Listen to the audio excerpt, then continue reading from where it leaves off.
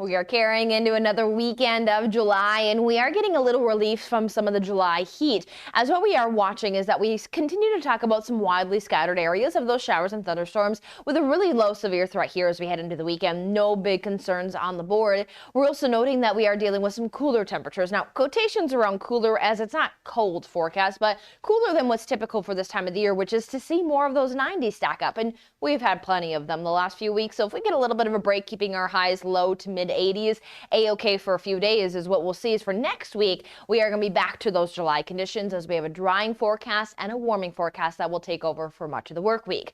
So here's we roll into our Saturday. We'll watch the day starts off as it typically has this week, sunshine, but we have the northerly wind that is going to stay consistent, even a little bit of some strengthening into the afternoon out of the northeast, which funnels in those temperatures to stay a little cooler. And we're seeing that there's not going to be as much convectivity to allow for the organization of some thunderstorms. So we're noting that it is going to be widely scattered. Not looking at a lot of organization with the storm chances here for this Saturday. We know forecast wise, again, spotty little areas, not a lot of carry with those storms though. As they develop, they fall apart pretty quickly. So low rain producers, low severe producers, but it's at least going to usher in times of the afternoon cloud cover and may hear some of those distant rumbles. So if you plan to get outdoors, stay wary.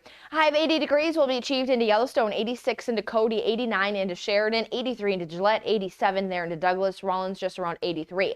Typically, we see, especially east of the divide, most locations hit the 90s this time of the year, with Casper even seeing an average high of 89 degrees. So below normal, but still enjoyable temperatures. We see 80 there into Newcastle, Riverton even at 88.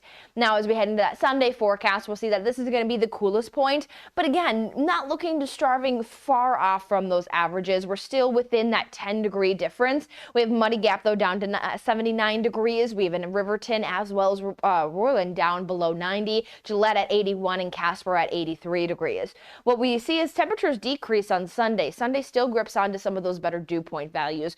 40s for this time of the year, this area. It's possible with the monsoon moisture, and that's what we have in place, but we know that we definitely can have those drier conditions, and we do see a downward trend of those average dew points through Wednesday, getting back towards those 30s. And when we get to that point, one, that brings back fire weather concerns, as we do have growing drought across the region if we do see some increase in winds. Wind's not looking to be a big concern, but we are going to see that wind is going to drive the temperatures back up again. So as we keep the isolated storm chance there on Sunday, there may be a stray chance for the southern tier of the state on Monday, but generally starting to see that forecast, see the turnaround back up to normal temperatures there on Tuesday at 88 degrees. And then the end of the work week, we look at that potential of being into those 90s, as we'll keep an eye on the potential of having some fire weather concerns with dry dew points.